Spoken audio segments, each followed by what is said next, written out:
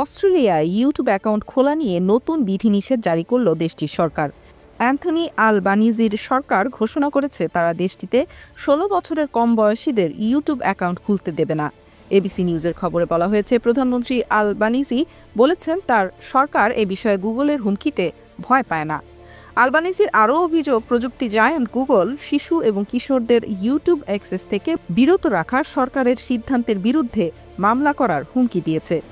অস্ট্রেলিয়ার লেবার সরকার ২০২৪ সালের নভেম্বরেই সামাজিক যোগাযোগ মাধ্যম ব্যবহারের বয়সসীমা নির্ধারণ করে দেয়, যদিও সেখানে ইউটিউবের প্রসঙ্গ ছিল না। এবছর ১০ ডিসেম্বর ইউটিউবের বয়সসীমা নিয়ে নিয়ম কার্যকর হবে। যদিও কম বয়সীরা ইউটিউব দেখার সুযোগ পাবে, কিন্তু নিজেদের অ্যাকাউন্ট থাকা, ভিডিও আপলোড করা, মন্তব্য বা প্রস্তাবনা সহ কোনো প্রকার ইন্টারাকশন গ্রহণযোগ্য হবে না। কিন্তু প্রশ্ন হলো, কেন এই সিদ্ধান্ত নিল অস্ট্রেলিয়ার সরকার?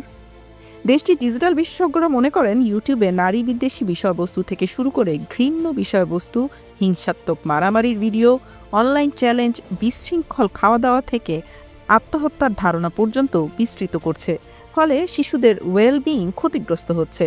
তাই দেশটির প্রধানমন্ত্রীর মত, সামাজিক যোগাযোগ মাধ্যম শিশুদের সামাজিকতারই ক্ষতি করছে। তারা চান অস্ট্রেলিয়ান বাবা মায়েরা জানুক যে অস্ট্রেলিয়ার সরকার তাদের পাশে আছে।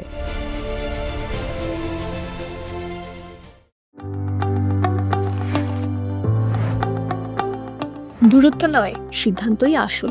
বাংলাদেশ বা যুক্তরাজ্য, আপনি যেখানেই থাকুন, ব্রিটিশ উচ্চশিক্ষায় নির্ভরতার নাম এডুকেশন পাথফাইন্ডার ইউকে। যুক্তরাজ্যে আপনার পছন্দের বিশ্ববিদ্যালয়ের অফার লেটারের নিশ্চয়তাই আমাদের প্রতিশ্রুতি। হোম স্টুডেন্টদের স্টুডেন্ট পারমিট কিংবা আন্তর্জাতিক শিক্ষার্থীদের ভিসা সহায়তা, প্রতিটি ধাপে আপনার পাশে থাকবে এডুকেশন পাথফাইন্ডার। স্বপ্ন দেখুন, আমরাই পথ দেখাবো। Education pathfinder UK. বিস্তারিত জানতে হোয়াটসঅ্যাপ করুন।